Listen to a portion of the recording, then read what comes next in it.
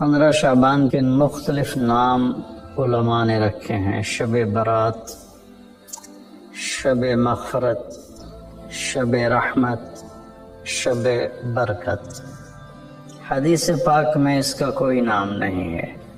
حدیث پاک میں ہے لیلۃ نصف من شعبان، 15 شعبان کی رات کو حضرت عائشہ فرماتی ہیں میں اٹھی تو آپ بستر پر نہیں تھے، تو میں ڈھونڈنے نکلی تو آپ جنت البقیع میں پہنچے ہوئے تھے۔ تو آپ نے دیکھ کر کہا عائشہ تو کیا سمجھتے ہے کہ اللہ اس کا رسول تمہارے ساتھ خیانت کریں گے؟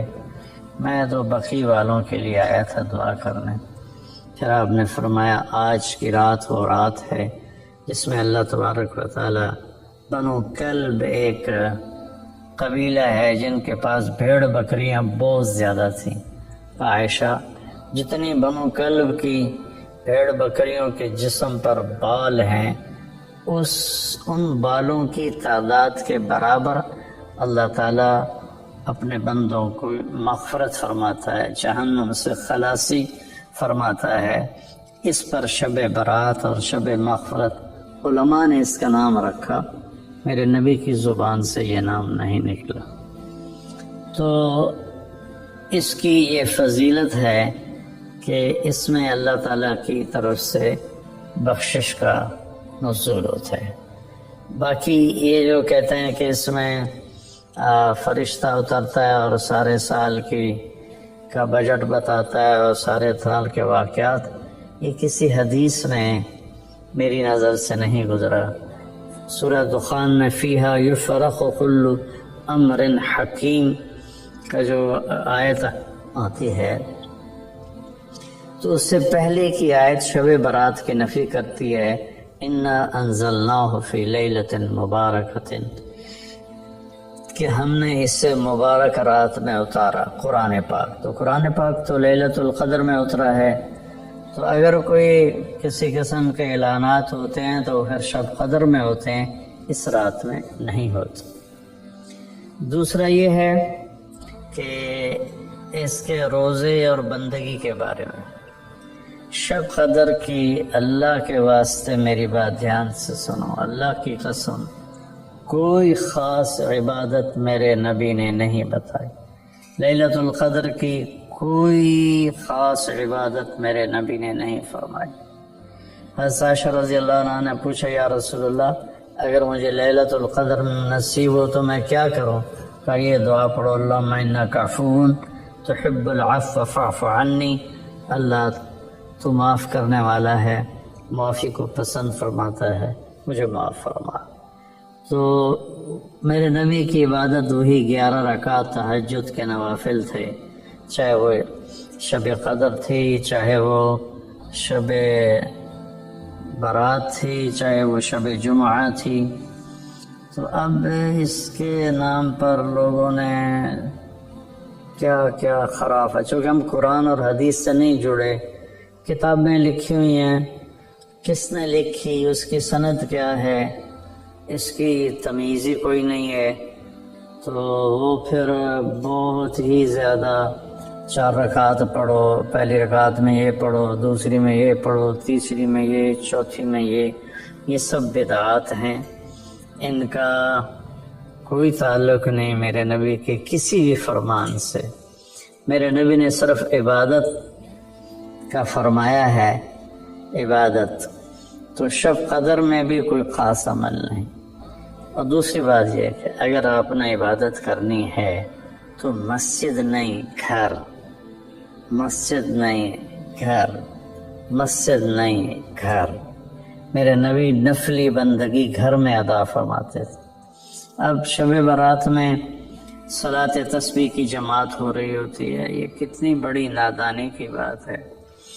نفلوں کی تو جماعت ہی نہیں ہوتی، تو یہ صلاۃ تسبیح کی جماعت کروا رہے ہوتے ہیں۔ تو میرے بھائی بہنوں، اس رات میں کوئی بندگی عبادت مخصوص نہیں۔ ہاں، آپ تہجد کے نوافل پڑھیں، ساری رات پڑھیں، آپ قرآن کی تلاوت کریں، ساری رات کریں، آپ اللہ کا ذکر فرمائیں، ساری رات فرمائیں، آپ دعا مانگیں چاہے ساری رات مانگیں، یہ مخصوص اعمال یہ ہیں: نماز، تلاوت، ذکر اور دعا، اور آنسوؤں کے ساتھ۔ اپنی کھیتی کو پانی نہ لگے تو سوکھ جاتی ہے، ایسے ہی دل میں بھی ایک کھیتی آباد ہے ایمان کی، اسے آنسوؤں کے چند قطرے ہی سمندر بنا دیتے کی طرح سیراب کر دیتے ہیں۔ تو آنسوؤں کے ساتھ نہ ہو تو کم از کم رونے والی کیفیت ہو۔ تو یہ تو اتنا سا شب برات ہے۔ روزے کے بارے میں جو ابن ماجہ کی روایت ہے، قوموا لیلہا وصوموا شہرہا، یہ روایت بہت شدید ضعیف ہے، اور علامہ البانی رحمۃ اللہ علیہ نے اس کو موضوع قرار دیا ہے۔ تو اس میں روزہ اس نیت سے رکھنا کہ میرے نبی کی سنت ہے، یہ غلط ہے، اس طرح یہ بدعت بن جائے گا۔ کوئی ویسے نفلی روزہ اس رات میں رکھنا چاہتا ہے مستحب سمجھ کے، نفل سمجھ کے، وہ میرے خیال میں اس میں کوئی قباحت نہیں ہے، لیکن سنت سمجھ کے اگر وہ رکھنا چاہتا ہے تو یہ بات صحیح نہیں ہے، چونکہ روزے والی روایت بالکل قابل اعتبار، قابل حجت نہیں ہے۔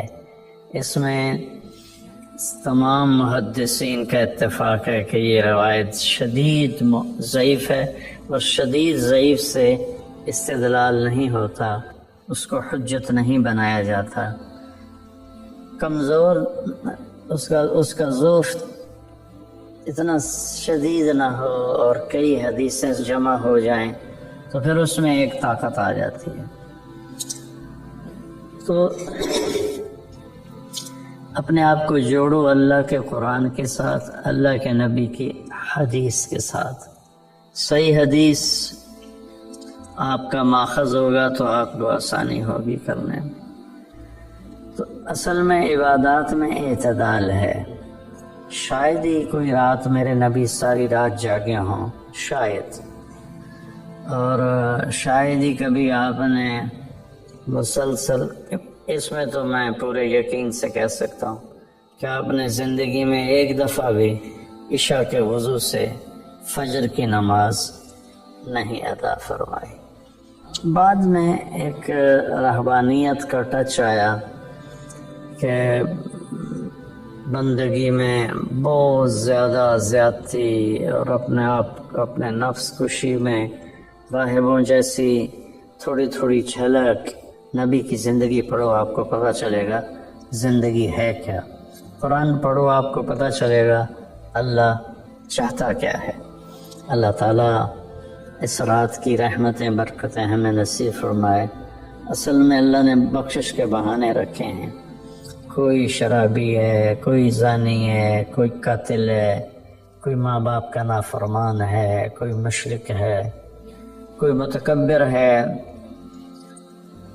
کوئی سود خور ہے، کوئی رشوت خور ہے۔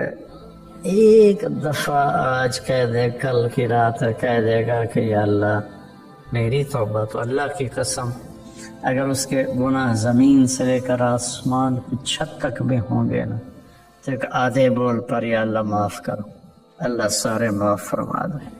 سبحان۔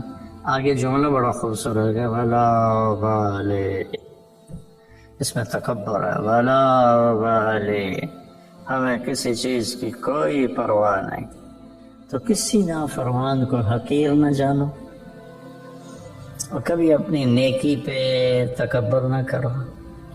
اور ایک جرم اور بھی ہے جو میں کہتے 30 سال ہو گئے، فرقہ واریت سے توبہ کرو۔ اپنے فرقے پہ جمے رہو، لیکن دوسروں سے نفرت، سلام بھی نہ کرنا، جنازہ بھی نہ پڑھنا، حرم شریف میں جا کر بھی نمازیں نہ پڑھنا، اللہ کے واسطے آج بہت اویئرنیس ہو چکی ہے، تو مہربانی کرو، امت بنو، محبت کرو، ایک دوسرے سے ملو جلو، ہم امت بن کے چلیں، اختلاف رائے کے فیصلے آخرت میں ہو جائیں گے۔ قل کل یعمل علی شاکلتہ فربکم اعلم بمن هو اہدی سبیلا.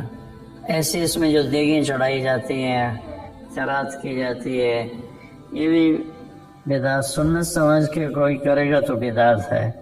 ویسے فی سبیل اللہ کوئی دیکھ کرنا چاہتا ہے تو ٹھیک ہے. اللہ تعالی ہمیں عمل کی توفیق بخشے.